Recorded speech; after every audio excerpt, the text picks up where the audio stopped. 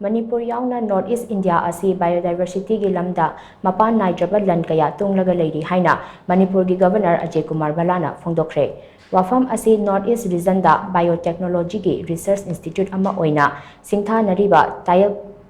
Takil Pata Leiba BRIC Institute of Bioresources and Sustainable Development IBSD gi Foundation de ga mari leinana pangthokpa thoram da mahak na phongdokhibani thoram aduga mari leinana Governor Ajay Kumar Bhalana hai Manipur yauna Northeast India gi state sing asi malem gi oina biodiversity da yamna ina kaira khunba mafam amani maru oina Manipur da biodiversity gi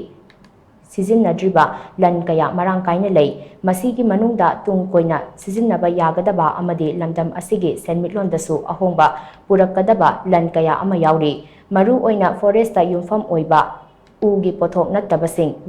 medicinal plant aromatic herb bamboo umangda hauba chaba yaba mushroom amadi insect bioresources kaya Manipura marang kaina fangi asigumba mapan naidraba mahausagi lan asi IBSD na top scientific ki oiba mityeng amada tasin khomjinduna tungkoina sizinaba yagadaba mawongda thabak paikhatlabadi chauna kanaba phangani mahakna makhata na hai Prime Minister Narendra Modi gi mityeng makhada Government of India na akoibagi phibam ngak senaba amasung sustainable development gi matangda maru oiba khongthang kaya lokhatlaga lakli masigi manungda National Water Mission, National Mission for a Green India amadi National Mission for Sustaining the Himalayan Ecosystem na chingbasing asi singtha ningai oiba thabak thoram singni haina Governor na makhata khi Manipur gi handloom and handicraft ki matangda singtha raduna Governor Ajay Kumar Bhalana hai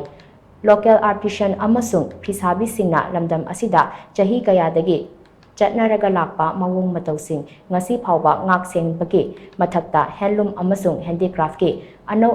design kayasu leptana puthokli matang asida biotechnology amasung mahausadagi chatnaraga lakpa khutsa haibagi lam asiga punna chatminnarabadi angakpa mawonggi pothok kaya puthokpa ngamgani haibagi thajabalei handloom and handicraft ki sector asi khumang chawsel hange hairabadi khut haibagi thabak thauram singda scientific research ka punna chatminnabagi tangai phadaba leigani haina Governor Ajay Kumar Bhalana makhata na phongdokhi thauram adu loiraba matung Governor na IBSD da leiba genome sequencing facility dasu chattuna yengsinki loinana institute asigi campus da EKPET nakpigani ek pair ma ke naam ki saruk ama oina Governor Ajay Kumar Bhalana ujara su thakhi